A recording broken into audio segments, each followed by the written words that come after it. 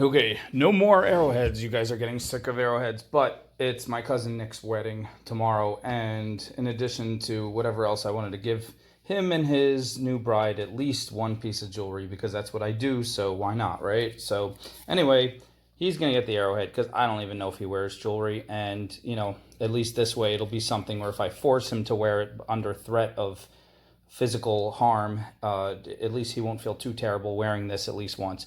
Her, on the other hand, I have all my supplies not here, not at home, somewhere else, far away where I can't get to them, and the stores are closed. And I waited till the last minute. So what do I have is these ceramic beads, and I picked a nice little olive green one. You can hardly tell the color from this, but that's going to be her piece. Her piece is actually going to look much better. Wait till you see it. But needed some kind of little stone for accent. I was going to give her a wood bead for a second, but I found this little guy. Okay, so let's do his real quick because we've seen a gazillion of these arrowhead. I'm going to do both of these in antique. You know what? I'll do his in the antique, this antique, I don't know what it is. It's some dark brown, but they'll both be 20 gauge, I'm thinking. And for his, I'm going to take about 2.5 feet. His will be real simple. Done this design a million times. Put it in the middle like this. Tell the camera to focus. Oh, it's actually listening today. And let's see, is that the middle? Yeah, it's about the middle. Let's zoom out a little bit.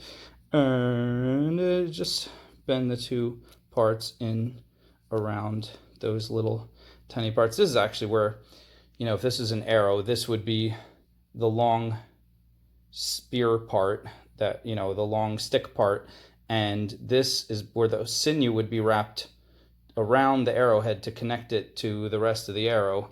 So it's kind of cool that I'm using it in a very respectful manner in the same similar something. I don't know. All right, so we got that little loop right there. Whoa, that just wonked right out.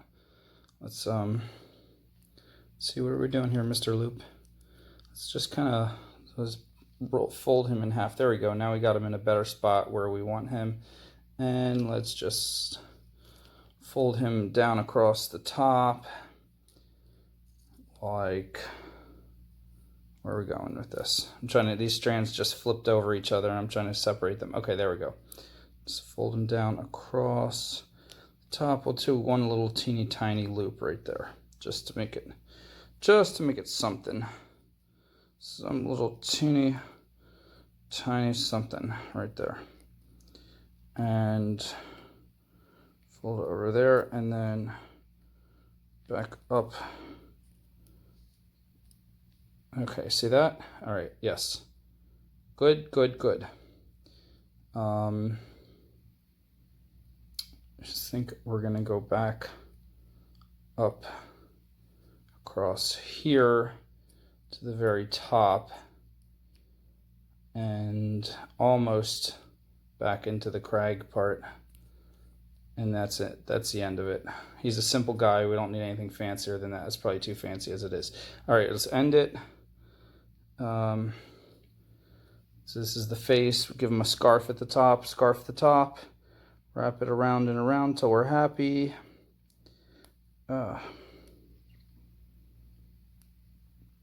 And cut off those ends and tuck them in. Okay, I don't like how this came out at all, so I'm going to pull this all the way over there. I usually don't separate strands that much, but this is time it has to happen. That one's going to come all the way down and cross on that side, and now it's just total mess, which is good. I like that. Tighten up these back parts. Let's zoom out more so you can see this. Okay, crimp, crimp.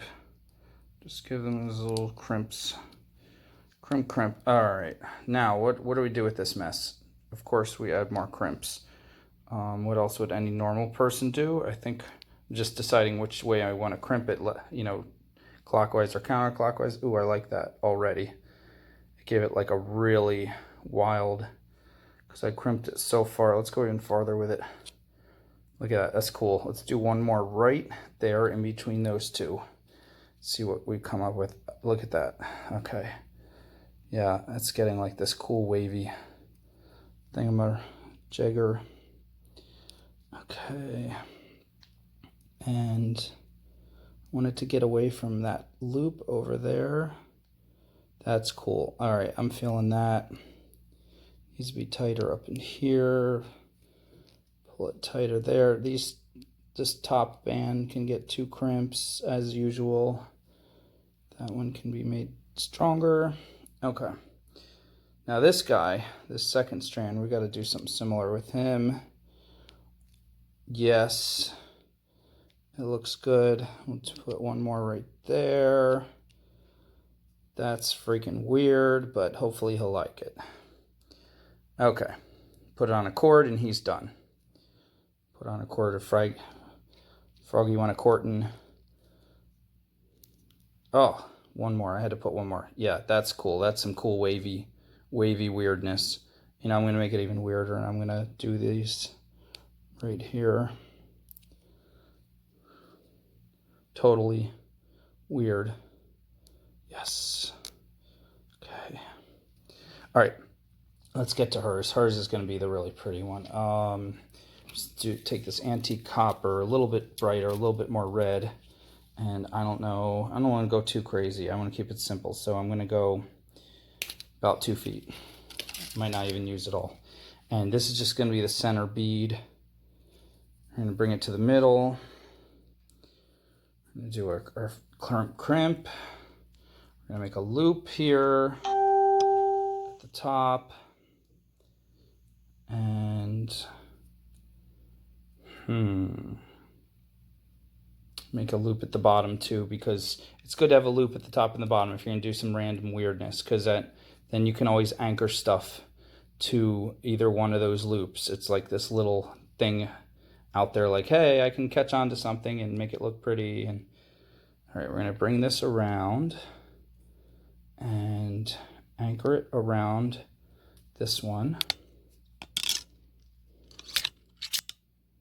Okay, and then we're going to bring this around similarly and anchor it around this one. Okay, come around one more time. So, okay, now what are we going to do? We're going to come back up to the top with this one. Let's get it to kind of mirror this loop. So this side only has 1, this side will have 2, that's fine. Non-symmetry can often be the prettiest, as long as you know what you're doing, as long as you have balance. Non-symmetry, because everything symmetrical gets boring. You need a little bit of non-symmetry to spice it up, but then you want to balance it. Okay, so what am I doing here? All right, let me stop worrying about the camera and just focus. Hopefully I will stay in range. Let's see. I'm going to bring these 2 strands together and I'm going to roll them into a pretty loop. There we go, yes. And then I'm going to come around down here and loop them back the other way. Yes, okay. Now we're starting to get somewhere. Do one more. If you're not sure, if you're making jewelry for someone you're not sure about their tastes, always go a little smaller. A little smaller, because people who like big stuff usually also can handle small stuff. People who like really small stuff will probably never wear the big stuff if that's not what they're into. So this whole thing is still about the size of a quarter, not too big. So I'm trying to keep it that way. I'm trying to figure out what I want to do now. I think I'm going to loop it this way, roll it, I'm trying to make these loops really tight so they don't take up too much room. Just as I thought, I really wanted another loop going that way, so I just flipped it over, no problem. And now I can come back this way. And see, I'm making this tapestry of loops coming around, and it's very flimsy, but then I'm going to pull it all together and anchor it, so it's going to get much tighter. And I'm not really sure where I'm going with it yet. Like, that's the fun part. Eventually I'm going to run out of wire, so I have to decide. And I purposely gave myself a little bit less wire than normal, so I'd have to be constrained to not being too wild and crazy. All right, I think, yeah, I'm gonna pull it all in much tighter like that. Yeah, that's pretty. So I only have room for one more loop and then I'm done, which is perfect. Just do one loop going the same way. When I say the same way, like if you keep looping like this, I think of it as the same way. If you loop and then you come around and loop like that, it's like you're switching positions. If that makes any sense. It'd probably make more sense if I drew it. But let me finish this up and then maybe I'll show you guys. Okay, so that's looking pretty cute. I like that. And I'm gonna pull it in much tighter to the stone. Yeah. And before I just, yep, I pull it right in there. It's perfect. I'm going to, all right, scarf it around there. Okay. That came out good.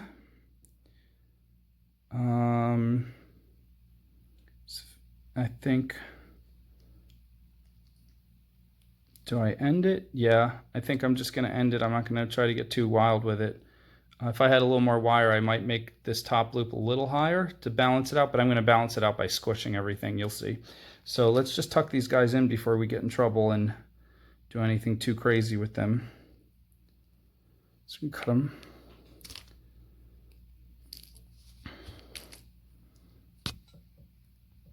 So I'm cutting them halfway across this top loop in the back, and then I'm just going to tuck them right in. Bam. Okay. Now, this side has a lot more going on. This side has less. So we're going to squish it. It's kind of floating still. See, that's the part I didn't like. It's not anchored.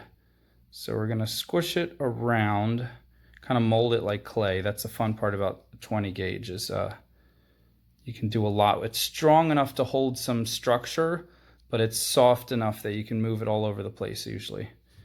So do I dare fold this whole thing in half again? Let's see what happens. Let's just go for it. Yeah, not sure that was a good idea. Let's fold it back. Okay.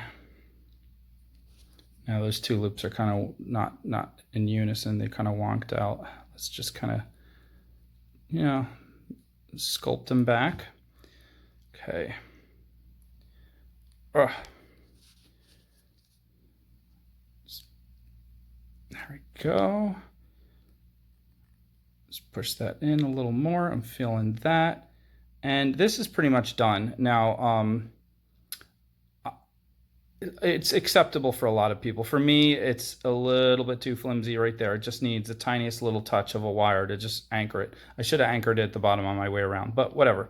So let's get one more piece of wire. And I don't even know how I'm going to do this, but I know I will. All right, so that's the part where it's flimsy. It's that one piece right there. So we just need to come across, make a little horseshoe, and we just come across and just put it right in there like a staple. So no one knows it's there but us. It'll just blend right in. Just looks like another little loop, another little layer. Okay?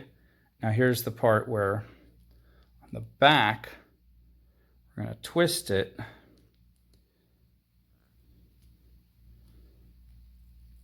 Give it a few twists. See that? And now we're going to come up and tuck it in somewhere. Where? I'm not sure.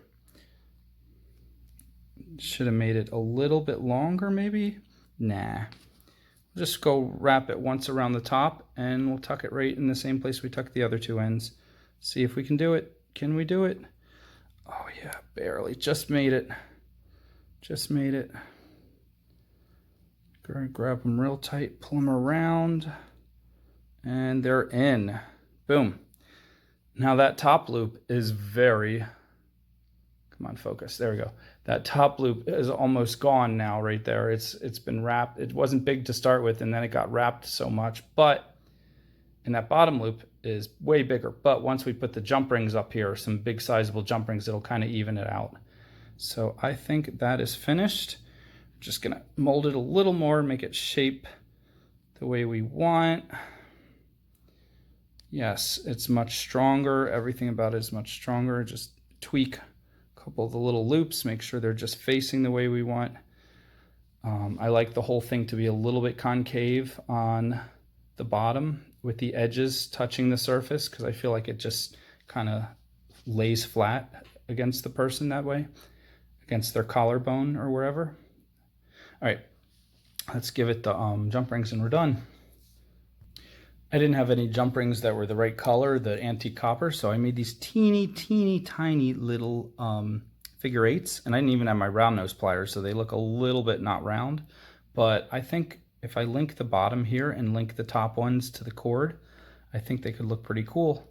So that's just another thing you can do if you're stuck. Why not just make round jump rings? Well, when you have very thin gauge, these little tiny figure eights are actually much stronger than a jump ring because the larger loop makes it more flimsy. But having said that, I still am not completely trusting these, that they're going to be strong enough. So I'm going to take my antique brass jump rings, slightly different color. No one will literally know except you guys and me, because they're both antique patinaed colored, which is basically metal that's tarnished a little bit over time, but this is done on purpose to give it that old-fashioned look. So this is copper, this is brass, which is mostly copper anyway. So the colors are very close. It's just a little more red, a little more yellow. And we're just gonna put the cord on. There we go, his and hers wedding presents.